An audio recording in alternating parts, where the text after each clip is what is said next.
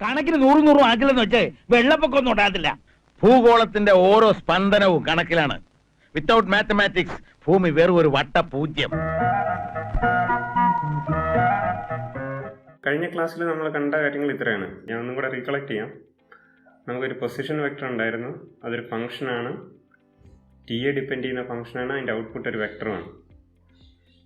R of T equal to F of T I plus G of T J plus H of T K എന്നൊക്കെ നമ്മൾ പറഞ്ഞ് define ചെയ്തായിരുന്നു.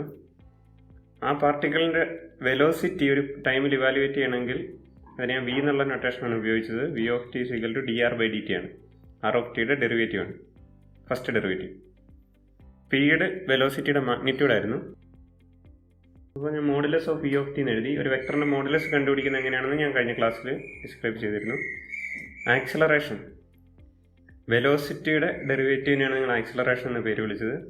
അപ്പോൾ നമ്മളെ സംബന്ധിച്ച് എ ഓഫ് ടിയും ഒരു വെക്ടർ തന്നെയാണ്, ഡയറക്ഷനുള്ള.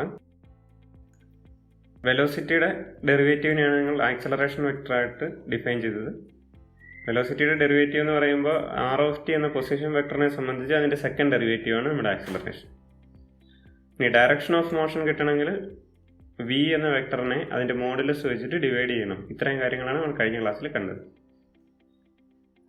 സോ ഈ ക്ലാസ്സിൽ ഞാൻ ഒരു തിയറം പ്രൂവ് ചെയ്യുന്നുണ്ട്. ആ സെക്ഷൻ ഇതാണ്, vector functions of constant length. അപ്പോൾ എൻ്റെ സെറ്റിംഗ് ഇങ്ങനെയാണ്. ഒരു പാർട്ടിക്കിൾ ഒറിജിനിൽ നിന്ന് കോൺസ്റ്റന്റ് ലെങ്തിൽ മൂവ് ചെയ്യുന്നുണ്ട്. കോൺസ്റ്റന്റ് ലെങ്തിൽ മൂവ് ചെയ്യുക എന്ന് വെച്ചാൽ അതിൻ്റെ അർത്ഥം ആ പാർട്ടിക്കിളിൻ്റെ പൊസിഷൻ വെക്ടറിൻ്റെ ലെങ്ത് കോൺസ്റ്റന്റ് ആണ്. അതായത് ഇപ്പം വീഡിയോയിൽ റെഡ് കളറിൽ കാണുന്ന വെക്ടർ ആർ എന്നുള്ള വെക്ടറിൻ്റെ ലെങ്ത് കോൺസ്റ്റന്റ് ആണ്. അപ്പം ആ പാർട്ടിക്കിൾ കോൺസ്റ്റന്റ് ലെങ്ത് എന്ന് പറഞ്ഞു കഴിഞ്ഞാൽ ഒറിജിനിൽ നിന്ന് കോൺസ്റ്റന്റ് ലെങ്തിൽ ഒരു പാർട്ടിക്കിൾ മൂവ് ചെയ്യാന്ന് വെച്ച് കഴിഞ്ഞാൽ ഏതെങ്കിലും ഒരു സ്പിയറിൻ്റെ സർഫസിൽ കൂടെ ആയിരിക്കും. അപ്പോൾ അതുകൊണ്ടാണ് ഞാൻ ആ പാർട്ടിക്കിളിൻ്റെ മോഷനെ ഈ കറുത്ത കർവ് ഉപയോഗിച്ചിട്ട് റെപ്രസെൻറ്റ് ചെയ്തിട്ട് ആ പാർട്ടിക്കിളിൻ്റെ മോഷൻ ഈ കോൺസ്റ്റന്റ് ലെങ്ത് ഉള്ള കർവിൽ കൂടെ, അതായത് എസ് എന്ന പോയിന്റിൽ നിന്ന് പി എന്ന പോയിന്റിൽ വരെയുള്ള പി ഈ കർവിൽ കൂടെ മൂവ് ചെയ്ത് കഴിഞ്ഞാൽ പി എന്ന പോയിന്റ് വരെയുള്ള അകലം കോൺസ്റ്റന്റ് ആണ്. അതാണ് vector function of constant length എന്നതുകൊണ്ട് ഉദ്ദേശിക്കുന്നത്. ഇങ്ങനെ മൂവ് ചെയ്യുന്ന പാർട്ടിക്കിൾ, ഈ സ്പിയറിന്റെ സർഫസിൽ കൂടെ എങ്ങനെ മൂവ് ചെയ്യുന്ന പാർട്ടിക്കിൾ ആണെങ്കിലും അതിന്റെ പൊസിഷൻ വെക്ടറിന്റെ ലെങ്ത് കോൺസ്റ്റന്റ് ആയിരിക്കും.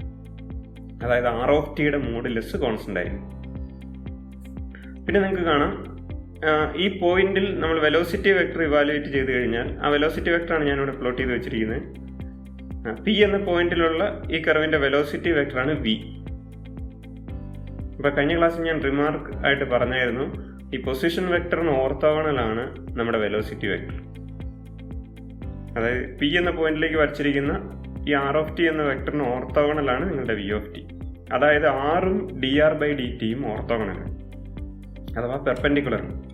അപ്പോൾ ഡോട്ട് പ്രൊഡക്റ്റിൻ്റെ ടേംസിൽ മാത്തമാറ്റിക്സ് സംസാരിക്കുന്നത് എങ്ങനെയാണ്? ആറും ഡി ആർ ബൈ ഡി ടിയും ഓർത്തോഗണൽ ആണെങ്കിൽ R dot D R by D T 0 ആയിരിക്കും. അതായത് അവരുടെ രണ്ടിൻ്റെയും കൂടെ ഡോട്ട് പ്രൊഡക്റ്റ് 0 ആയിരിക്കും. അതിൻ്റെ അർത്ഥം ഈ വി എന്ന വെക്ടറിന് ആർ ഓഫ് ടി എന്ന വെക്ടറിന്റെ ഡയറക്ഷനിൽ കമ്പോണൻസ് ഇല്ല എന്ന്.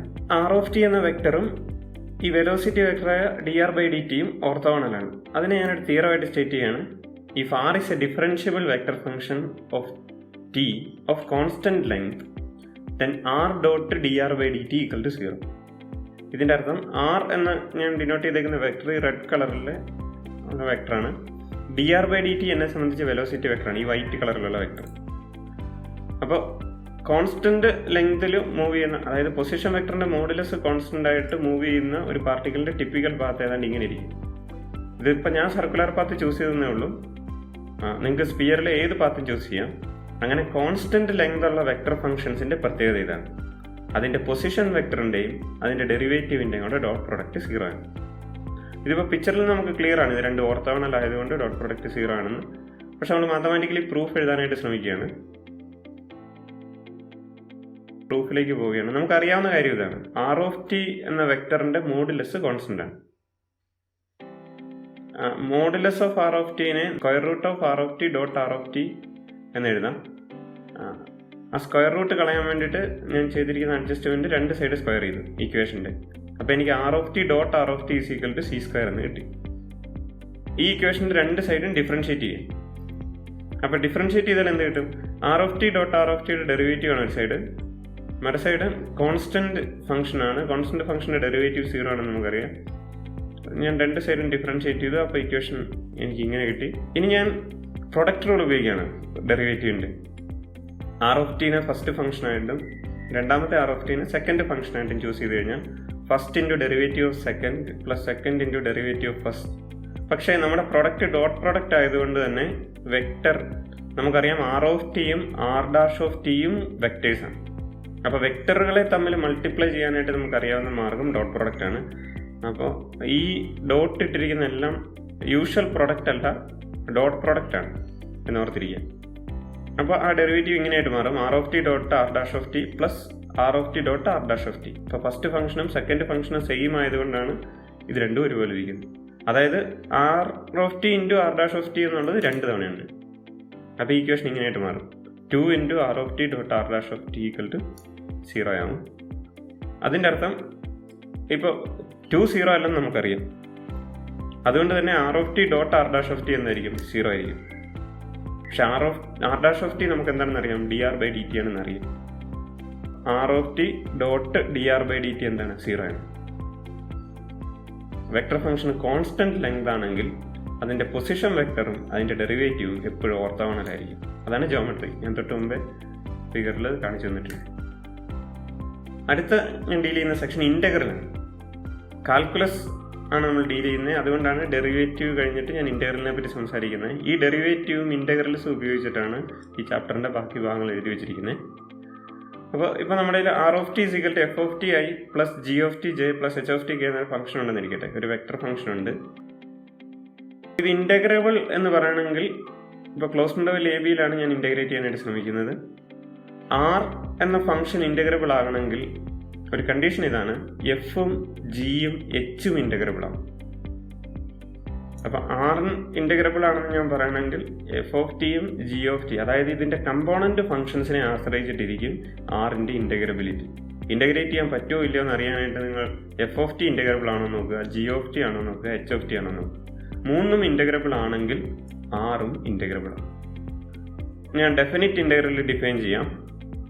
Integral A to B R of T D T എന്ന് എഴുതും. ടി ഇൻപുട്ട് എടുത്ത് ഒരു വെക്ടറിനെ ഔട്ട്പുട്ട് തരുന്നത്.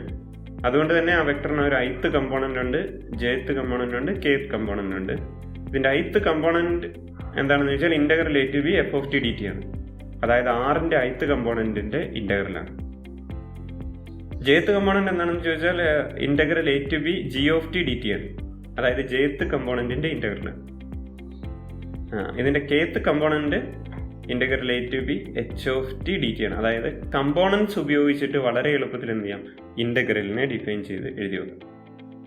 ഇതുപോലെ തന്നെയാണ് നമ്മൾ ഡിഫറൻഷ്യേറ്റ് ചെയ്തതും R dash of T. Same റൂളാണ് ഞാൻ ഉപയോഗിക്കുന്നത്. കമ്പോണൻറ്റ് വൈസ് ഡിഫറൻഷിയേഷൻ എന്നാണ് ടെക്നിക്കിന് പറയുന്നത്. ഇൻ്റഗ്രലിനെ കമ്പോണൻറ്റ് വൈസ് ഇൻ്റഗ്രേഷൻ എന്ന് പറയും. എക്സ് ഡയറക്ഷനുള്ള കമ്പോണൻറ്റ്, വൈ ഡയറക്ഷനുള്ള കമ്പോണൻറ്റ്, ഇസഡ് ഡയറക്ഷനുള്ള കമ്പോണൻ്റ് ആയിട്ട് ഇതിനെ നമ്മൾ എഴുതി വെക്കുന്നതിൻ്റെ കാര്യം ഇതെല്ലാം വെക്റ്റർ വാല്യൂഡ് ഫംഗ്ഷൻസ് ആണ് എന്ന് ഡിനോട്ട് ചെയ്യാൻ വേണ്ടിയിട്ടാണ്. എക്സാമ്പിൾ ചെയ്യുന്ന എക്സാമ്പിൾ ഇതാണ്. ആർ ഓഫ് ടി എന്ന ഫംഗ്ഷനായിട്ട് ഞാൻ എടുത്തിരിക്കുന്നത് ടെക്സ്റ്റ് ബുക്കിൽ തന്നിരിക്കുന്ന എക്സാമ്പിളാണ്. Cos T I plus 1 into J minus 2 times T into K. ഇതാണ് എൻ്റെ ആർ ഓഫ് ടി എന്ന ഫംഗ്ഷൻ. എനിക്ക് ഇൻ്റഗ്രേറ്റ് ചെയ്യേണ്ടത് ഇൻ്റഗ്രൽ 0 ടു പൈ ആണ് ഇൻ്റഗ്രേഷൻ നടക്കേണ്ടത്. അതായത് ക്ലോസ്ഡ് ഇൻ്റർവൽ 0 പൈയിലാണ് എൻ്റെ ഫംഗ്ഷൻ ഡിഫൈൻ ചെയ്തിരിക്കുന്നത്. അപ്പോൾ ക്ലോസ്ഡ് ഇൻ്റർവൽ 0 പൈയിലാണ് ഇൻ്റഗ്രേഷൻ നടക്കേണ്ടത്. അപ്പോൾ integral 0 to pi cos T I plus J minus 2 T K D T ആണ് എനിക്ക് വാല്യൂറ്റ് ചെയ്യേണ്ടത്. ഇതിപ്പോൾ നമ്മൾ കണ്ട ഡെഫിനേഷൻ വെച്ചിട്ട് കമ്പോണൻറ്റ് വൈസ് ഇൻ്റഗ്രേറ്റ് ചെയ്താൽ മതി.